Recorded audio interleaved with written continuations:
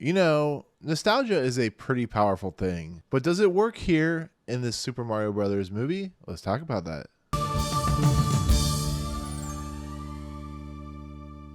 What's going on, everyone? Welcome to a spoiler-free discussion of the new movie that is the Super Mario Brothers movie. This is, of course, directed by Aaron Horvath and Michael Jelenic. Okay, once again, spoiler-free discussion. No real spoilers outside of the trailer in this review, so just be aware I'm not going to spoil the major details. So there you go. So the Super Mario Brothers movie is a story, of course, of Mario and Luigi, two plumbers from Brooklyn, who basically get sucked into this world that is the Mushroom Kingdom, that is this world of Princess Peach and Bowser and Toad and all kinds of different wacky characters. And basically, they have to stop King Bowser from kind of doing a Lord of the Rings type situation where he's trying to take over the entire Mushroom Kingdom population. So what do? They basically do everything they can to stop him. And in the process of everything, we meet Princess Peach, who is the ruler of the Toad Kingdom and stuff like that. And then, of course, Donkey Kong comes into the mix. It's basically a movie about what happens when two individuals from a different world come into a world that is under siege from a tyrant in a lot of respects. So that is the Super Mario Brothers movie in a lot of respects, as well as the premise and plot for most of the Super Mario Brothers video games in a lot of respects, I guess you could say. So I am a huge Super Mario Brothers fan. Super Mario Brothers 3 is probably one of my favorite games of all time. This is a very difficult review for me, to be fairly honest, to be kind of take my love of this franchise out of the mix to talk about this movie in kind of a critical aspect. I knew going in that this movie was going to be, it's one of my most anticipated movies of the year, number 4 actually. It's a movie that I was really hoping that Illumination, who is the force behind this outside of like Shigeru Miyamoto and stuff like that, of creating this film. But as I've said in the past, Illumination has caused me a lot of angst because I love Despicable Me. I like Secret Life of Pets. I like a lot of the stuff they do, but they are a studio that has a lot of issues and problems when it comes to their storytelling aspect. So a movie like this into the mix, having, you know, a creation team that does very well when it comes to the animation space and doing everything in their power. And then on top of that, you had, you know, Chris Pratt and Charlie Day and Anya Taylor-Joy and Seth Rogen and Jack Black and Keegan Michael Key coming into the mix. Fred Armisen is this movie as Cranky Kong and stuff like that. But it got a lot of flack for Chris Pratt, taking over the role of Mario, which Chris Pratt has become kind of, unfortunately, a misnomer for a lot of issues when it comes to his status as a star. But I was still very, very optimistic. I like the trailers. I like the fact that this movie felt like it was leaning into what makes Mario so great. So I was really excited to see this movie. I'm so glad that I was allowed to see this early, you know, thanks to the studio for allowing me to do that. So with that said, with everything out of the way, with my nostalgic feelings of this franchise and this whole entire world that is Mario kind of thrown into the blender of what my honest review of this movie is, here's how I feel about the Super Mario Brothers movie. I really enjoy the nostalgic aspect of this movie. I think they did a really nice job. This is a couple of the creators who are the producers of Teen Titans Go to the Movies and the Teen Titans Go series. I love that movie. I think it hits on nostalgic points. It makes fun of its own self. I think the two directors of Horvath and Jelenic do a really nice job of incorporating different aspects of every type of video game that is the Super Mario Brothers franchise, whether it be different costumes, whether it be different sound pieces, whether it be different set pieces. It does a really nice job of integrating what makes this world so great and what makes it so great for an individual like myself or somebody that loves this franchise as much as I do. So on that front, I feel like this world is so expansive. I can't wait to see what they do when they create more movies out of this, where it goes. There's an Easter egg at the very end of this movie, which could lead into a very different movie. There is a lot of pieces and parts where, you know, whether it be like the flower, you know, the fire flowers and stuff like that, or I talk about Super Mario Galaxy or something like that. There is a lot of stuff in this movie that will make you smile and make you happy and make you joyful for what it's doing, because that is the worrisome part about this film in these films in general, is just the simple fact that you have to go in worried that they're going to lean so heavy into the nostalgia that it's going to ruin the movie. And luckily it doesn't. It actually helps the movie. It gives it a place and purpose. And I really enjoyed that. I think Brian Tyler, who I've never been a huge fan of as a composer, really integrates some of the nice themes of Mario and what, you know, the original creator did, and incorporates it throughout the entire movie. I would have loved at the beginning of this movie to have just the Mario theme play out, but unfortunately it doesn't. It's Universal and stuff like that. And I really feel on a technical level, level and a visual level, this movie is just aces and spades. I really do. I think it's fantastic. I do think the voice cast is absolutely fantastic in this movie. I think Anya Taylor-Joy suffers from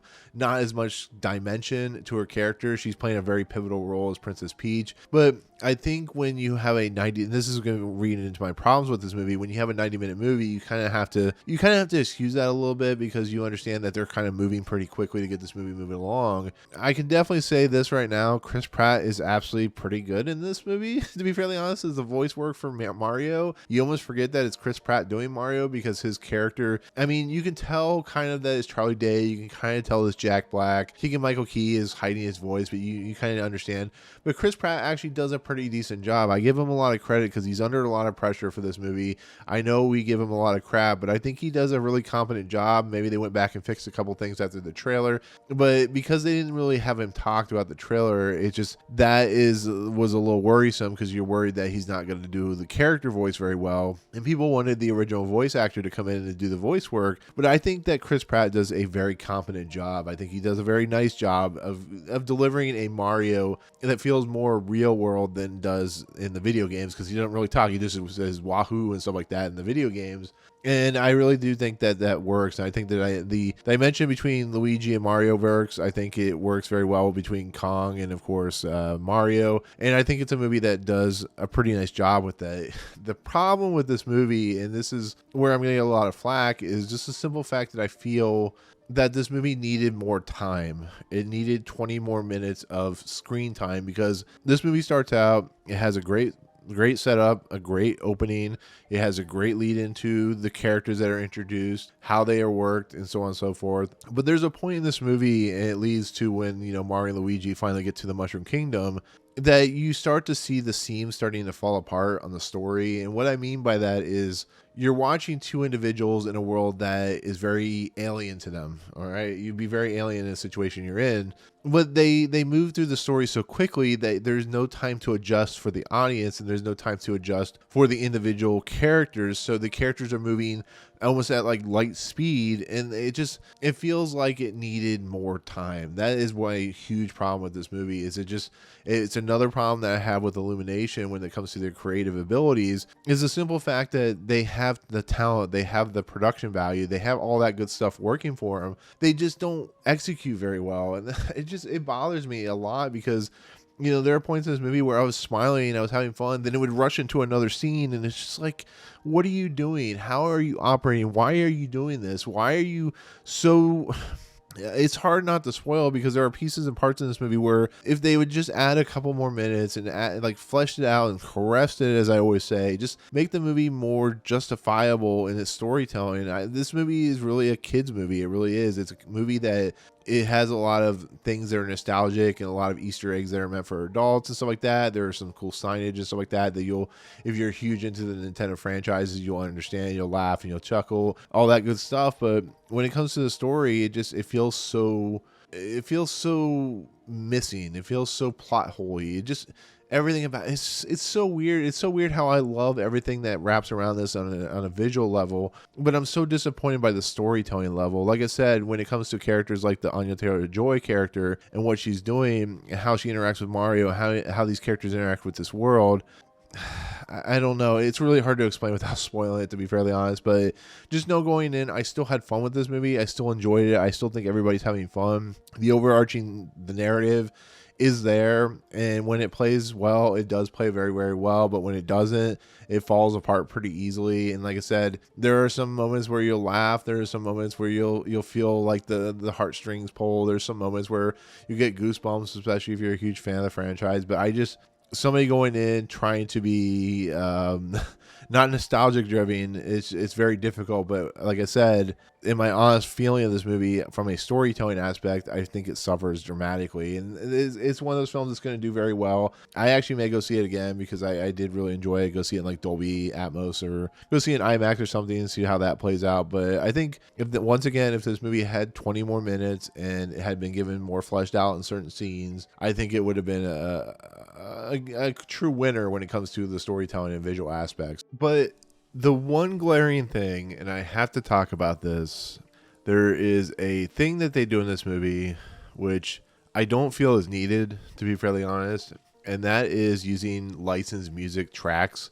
Now, I don't think it's a bad thing when licensed music tracks are used in a movie, but for this movie, all you needed was a score, to be fairly honest. All you needed was that iconic music that they've been known to put in the video games, using stuff like, Take On Me and stuff like that. There were other songs in this that I completely forgot, but using songs like that in a Mario movie, I understand it invokes nostalgia, and that's what this whole movie is, but it has not worked well in this movie. It's actually probably the one thing that completely kind of takes you out of the movie. So it is a problem. I know they're using it for effect, but you could just use the score, because that works just as well, and not had licensed music tracks. And that's a problem with Illumination in their films, is they like to use licensed music tracks, and it's the same thing here. So me personally, I didn't like that. So, and like I said, there are a couple like end credit sequences in this movie, so definitely stick around for the credits. There's one at the very end of the movie as well as the very end of the credits, so stick around for that. But with that said, that is going to be my take on the Super Mario Brothers movie. It is definitely a step up from, of course, the original Mario Brothers movie, which was not very good.